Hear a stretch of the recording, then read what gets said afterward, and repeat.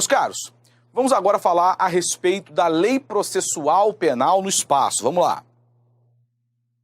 Primeiramente, quero ler com vocês o artigo 1º do nosso Código de Processo Penal. Vamos ler? O processo penal reger-se-á em todo o território brasileiro por este Código, ressalvados 1. Os tratados, as convenções e regras de direito internacional. 2. As prerrogativas constitucionais do Presidente da República, dos ministros de Estado nos crimes conexos com os do Presidente da República e dos ministros do STF nos crimes de responsabilidade. Aqui fala da Constituição e cita alguns artigos, mas esses artigos não são da Constituição de 88, tá? Então você pode esquecer esses artigos aqui. 3. Os processos de competência da Justiça Militar. 4. Os processos da competência do Tribunal Especial. 5. Os processos por crime de imprensa. Parágrafo único. Aplicar-se-á, entretanto, este Código aos processos referidos nos incisos 4 e 5, quando as leis especiais que os regulam não dispuserem de modo diverso. Vamos passar para o próximo slide. Vamos lá. Bom, a princípio, meus amigos, vem aqui comigo, antes da gente falar das exceções, a princípio, qual é a lei aplicável quando nós estivermos falando de um processo criminal que tramita no Brasil? Bom, será a Lei Processual Penal Brasileira. A Lei Processual Penal Brasileira, ela é aplicável aos processos criminais que tramitam no Brasil. Ok.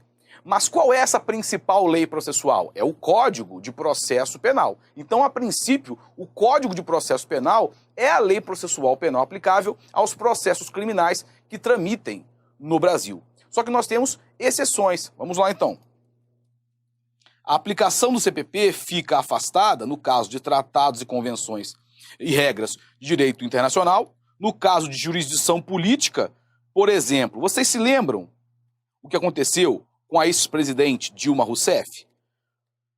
Lá no caso da Dilma Rousseff, nós tivemos o crime de responsabilidade e aquilo lá é uma jurisdição política.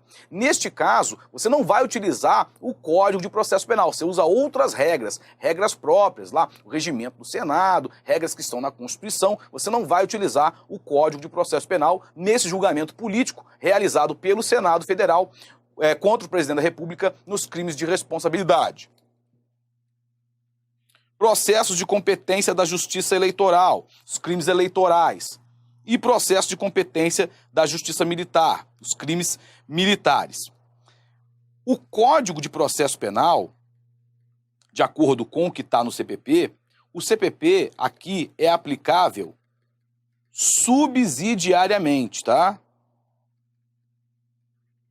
É aplicável subsidiariamente. Ou seja, se tiver um crime militar, você usa a princípio o que está previsto no Código de Processo Penal Militar. É o Código de Processo Penal Militar que vai reger aquele processo criminal por crime militar.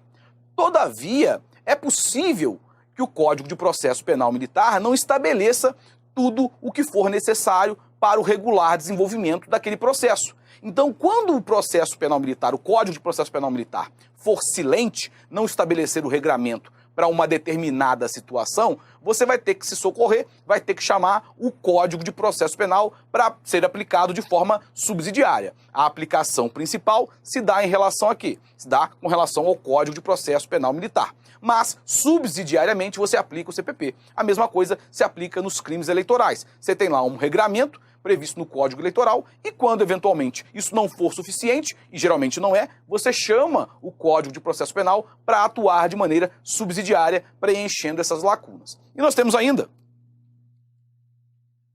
a legislação especial. Um exemplo clássico disso é a Lei de Drogas. A Lei de Drogas é a Lei 11.343 de 2006. E ela estabelece um rito específico para os crimes ali previstos, para os crimes da Lei de Drogas. Todavia, o regulamento previsto na Lei de Drogas, esse regulamento não é suficiente. Não dá para você tocar um processo do início até o fim só com base no regramento previsto na Lei 11.343 de 2006. Então, fatalmente, naquilo que a Lei de Drogas não dispuser, fatalmente com relação aos tópicos, aos temas que a Lei de Drogas não regulamentar, você vai ter que se socorrer, vai ter que se valer do Código de Processo Penal. Portanto, o Código de Processo Penal, ele tem aplicação subsidiária em relação à Lei de Drogas nos crimes da Lei de Drogas. É um exemplo clássico de legislação especial que possui regramentos específicos.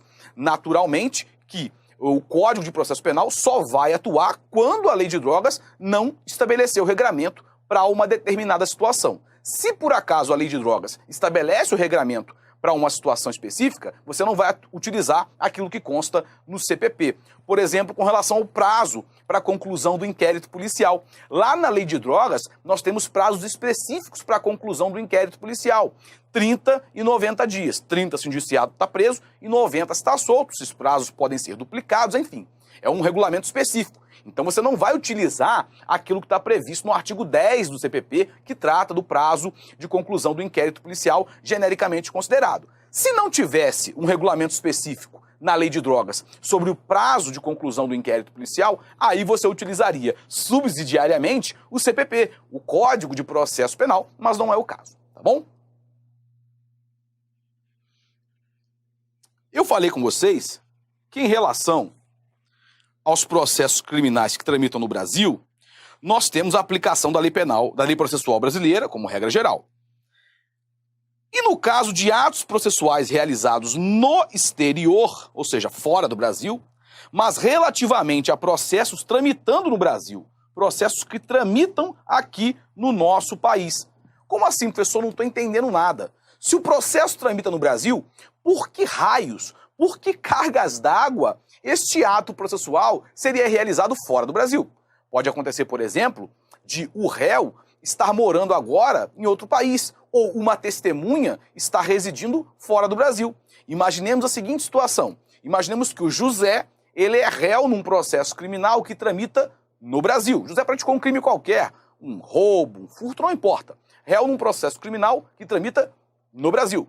E o José indica como uma de suas testemunhas a Maria. A Maria, todavia, não reside no Brasil. A Maria reside, digamos, na Holanda, na cidade de Amsterdã. Eu pergunto para vocês, como é que nós vamos fazer para ouvir a Maria, para colher o depoimento da testemunha Maria? Você vai mandar um juiz brasileiro lá para Amsterdã?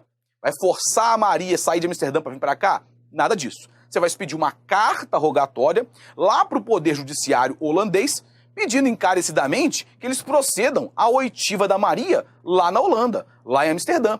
E a Maria, portanto, será ouvida lá em Amsterdã pelo Poder Judiciário holandês em cumprimento àquela carta rogatória que foi expedida pelo Brasil.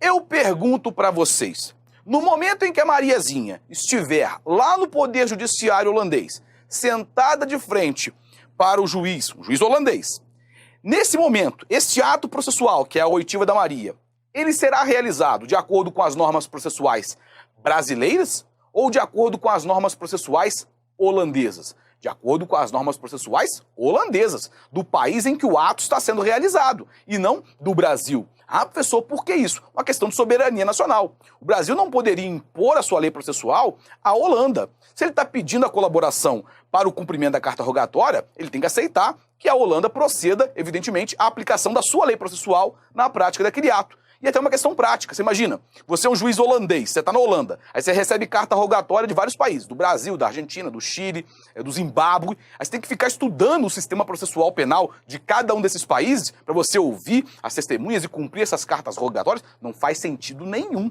né? A mesma coisa, o contrário. Você é um juiz brasileiro e está cumprindo uma carta rogatória. E aí é uma carta rogatória expedida pela Tailândia. Você tem que estudar como é que funciona o processo penal tailandês para ouvir a testemunha e cumprir a carta rogatória? Não.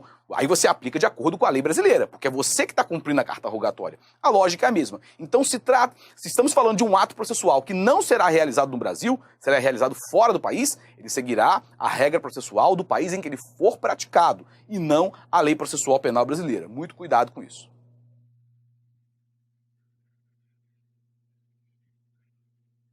Continuando.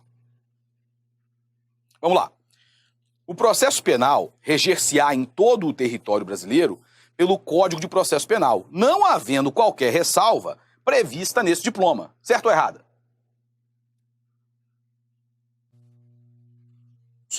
A afirmativa está errada, acabei de falar com vocês. De fato, a princípio, o CPP, o processo penal é regido pelo CPP em todo o território nacional. Mas existem sim exceções, portanto a afirmativa está redondamente errada. Vamos lá. A aplicação do princípio da territorialidade, previsto na Lei Processual Penal Brasileira, poderá ser afastada se, mediante tratado internacional celebrado pelo Brasil e referendado internamente por decreto, houver disposição que determine, nos casos que ele indicar, a aplicação de norma diversa. Seria aqui, no caso, uma norma decorrente desse tratado internacional, que afastaria, portanto, a aplicação, naquele caso específico, do CPP. Tá certo isso? Tá certo. Por que tá certo? Porque nós temos a ressalva dos tratados, convenções e regras de direito internacional. Você pode afastar a aplicação da lei processual brasileira. Então a afirmativa está certa. Continuando.